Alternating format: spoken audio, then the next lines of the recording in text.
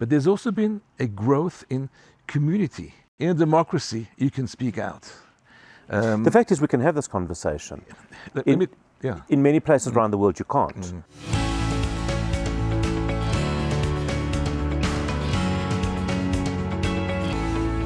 On the face of it, the world is not a particularly happy place.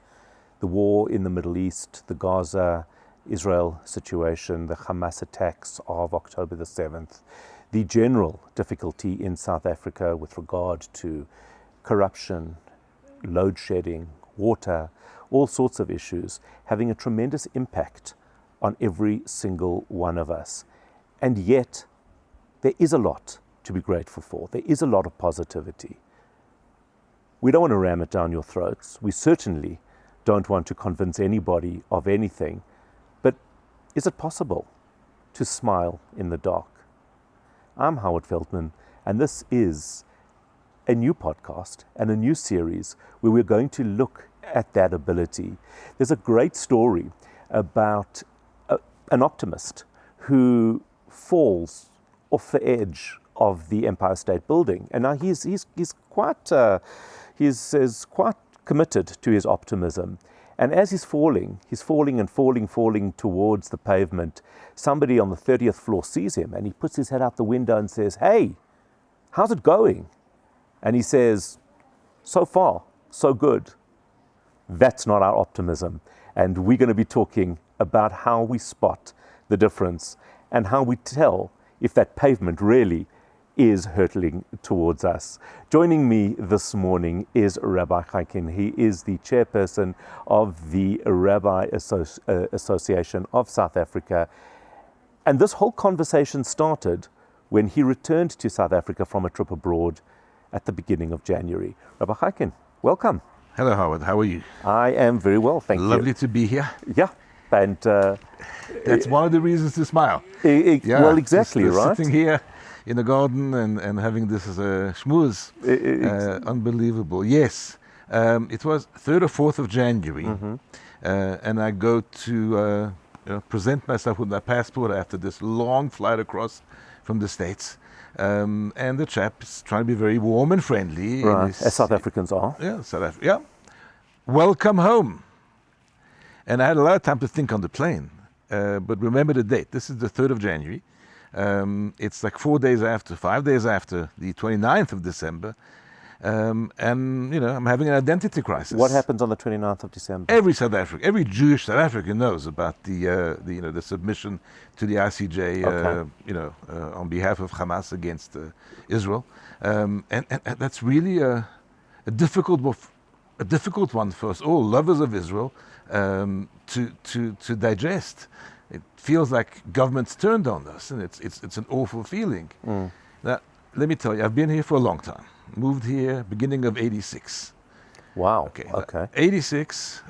Let's just a year or two ago. We probably both had hair. 86, and there I am, end of '85, beginning of '86, at the South African consulate, applying for a residency permit to come and immigrate to South Africa.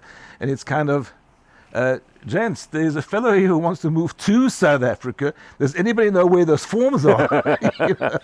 Yeah. And we made our way. And I think essential to that journey was the fact that I had the Rebbe's blessing to come here, as a shaliach. So it's been a long journey, and it's become home. It really is home. And having been here over those close to 4 decades, and been part of what's really been a revolution in terms of Yiddishkeit and of the growth of the Jewish community, of which I'd like to say, in my position as a rabbi here, I was kind of part of. It's really developed an attachment to this country in which I raised all my children, who unfortunately have left, but it's home. And then those words, "welcome home," kind of really were jarring. So, it was about half an hour to get our suitcases and the Uber and get home. And then as we get to the corner of Riviera Road and Oxford Road, off goes the robot and the lights. Hello, darkness. my old friend, and it kind of felt home. It was a complete That's picture. so interesting. It was Wow. a complete picture. Yeah, we back here. Yeah. Now let's. It's all familiar again. Smile in the dark. So we come home. Fortunately, the inverter is doing its thing, and we unpack, and I really feel a sense of home. And not just because my bed is just one flight of stairs up. Right. Because I had time to think about this identity crisis. Over the half an hour, 45 minutes it took me to get home. And what a beautiful country we have. What a beautiful community we have. And I think we need to remember that all the time. Our government is our government. And it's an ANC, I don't know from whom funded, or maybe I do, government that has taken Israel to the ICJ, and a lot of the agitation and a lot of the terrible words we've heard from officials in the government. That's an ANC government. It's not the country. It's not representative of the majority of the people of the country, I hope. And we're in a democracy. And let's remember that. And we're given the prerogative now in a couple of months, end of May, to actually do, exercise our rights. And, and everyone must go out there and vote. The fact is we can have this conversation. In many places around the world you can't. So that's I succeeded Rabbi Bernard. We all, many of us remember him. And I remember his stories as I was taking over from him about the security police sitting in the back of Oxford Shul and listening to his sermons to make sure there weren't agitation. Really? And a visit to his home where he was told that he had to tone it down. Now he was a maverick. He was out there on a limb, preaching social justice at a time when it wasn't popular. I have to be careful. It wasn't popular. I'm not going to say it was the only one doing it because I'll offend many, but it definitely wasn't the popular line, and definitely not among Rabbonim. And certainly we had to be a bit fearful to preach from the pulpit for those reasons. That's my point. That's my point. So we're in a different kind of regime altogether. It's a full democracy. Everyone can vote and everyone can speak their mind. And maybe we've had some miscarriages of democracy. We've had people in parliament speak out of turn. We've had people in our city council speak out of turn. But we actually have avenues to take these up. If an injustice is done, even in a private sporting body, it gets taken up, it gets fought. We're not cowering in fear, which is, I think, such an integral part of how we live as Yidden, proudly in this community. And I was just in the Northeast, I was in the States, I was in Pennsylvania, I was in New York, and then in Florida. And people spoke with real fear about walking out in the street with Jewish symbols, with a yarmulke, about schools who were told that children should, hide all that as they walk out the front door. That's not the way we live here. Not we at live all. proudly as Jews, and not with that level of fear that I experienced in the States. I also had a great zchut, and I say that very euphemistically, of stumbling onto a pro-Hamas march as I was making my way to the airport. Wow. And it was an interesting experience for a different day. But I would say the raw anger was frightening. The fact that the police could contain it, and that you actually felt safe driving there is something probably our security forces, should learn.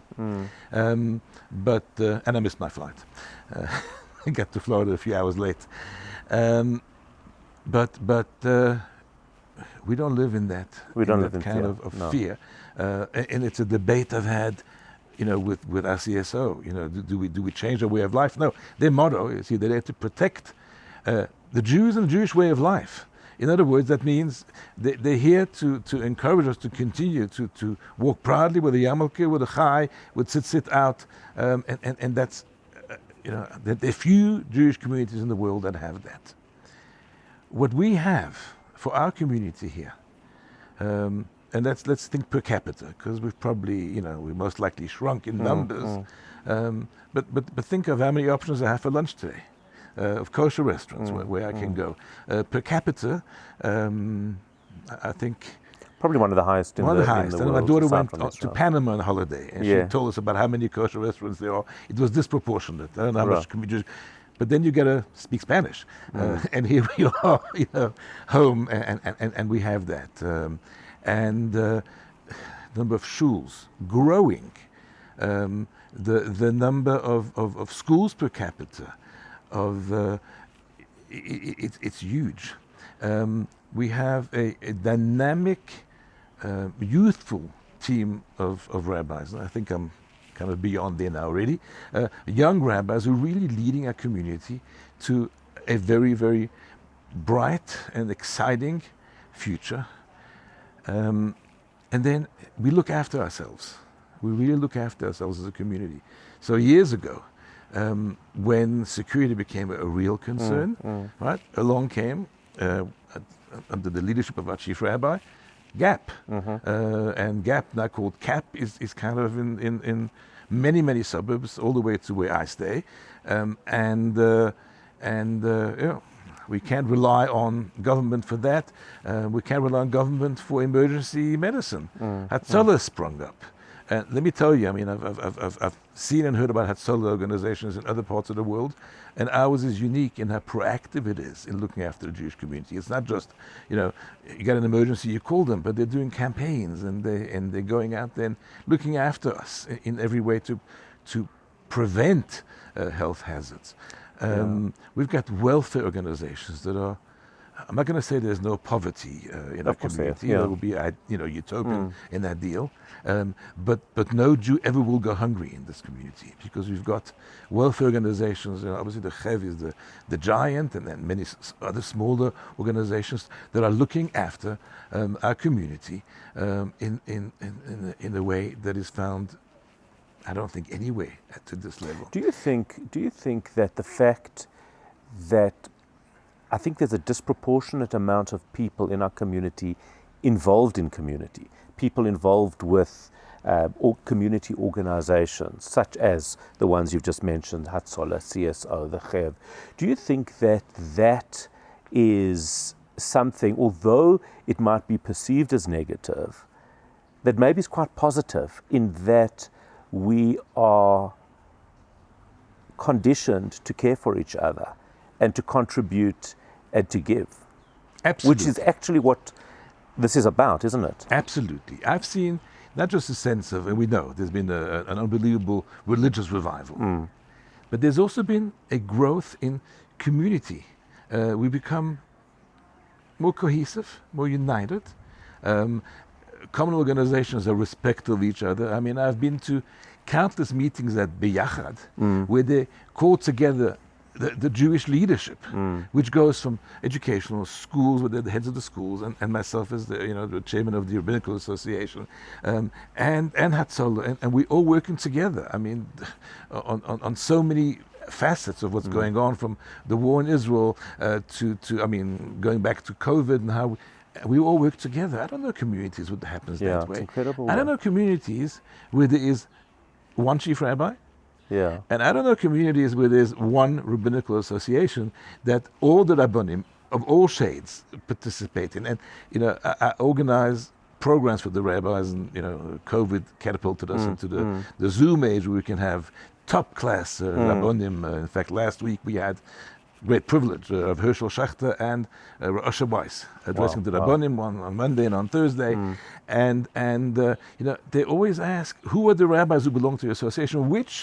Who are you affiliated with? I said, we're affiliated with Judaism. We get rabbis from all shades who come under one organization, and we work together. Final thoughts on an outlook for the South African Jewish community? A story. Okay. All right. 1990, January, I think, or February, Mandela is let out of prison. And that night, I'm going to Sea Point. I was living in Cape Town at the time, for dinner with some friends from Constantia. We drive through town. I don't know if you remember, but the Grand Parade and the entire surrounds. There were cars smoldering, overturned motorcycles, shops looted. It was terrible. And it was kind of like, this is the road to democracy, and this is what's going on. So we had a dinner arrangement, I think, for 7:30 or 8. And At that same time, in New York, my father-in-law, Rabbi Koppelbacher, is visiting New York, and on a Sunday mornings the Rebbe used to give out dollars. So he's standing there, and the Rebbe gives him his dollar and his wife, and then he calls him back. And he said, you're going back to South Africa. I want you to tell them that South Africa will be good for the Jews until Mashiach comes, and then even better. And really, that's the blessing that we need. And we want it to be even better, so let's pray for Mashiach. Absolutely right. That is where we leave it, Rabbi Chaikin. Thank you. Thank you for this conversation. I'm Howard Feldman, smiling in the dark.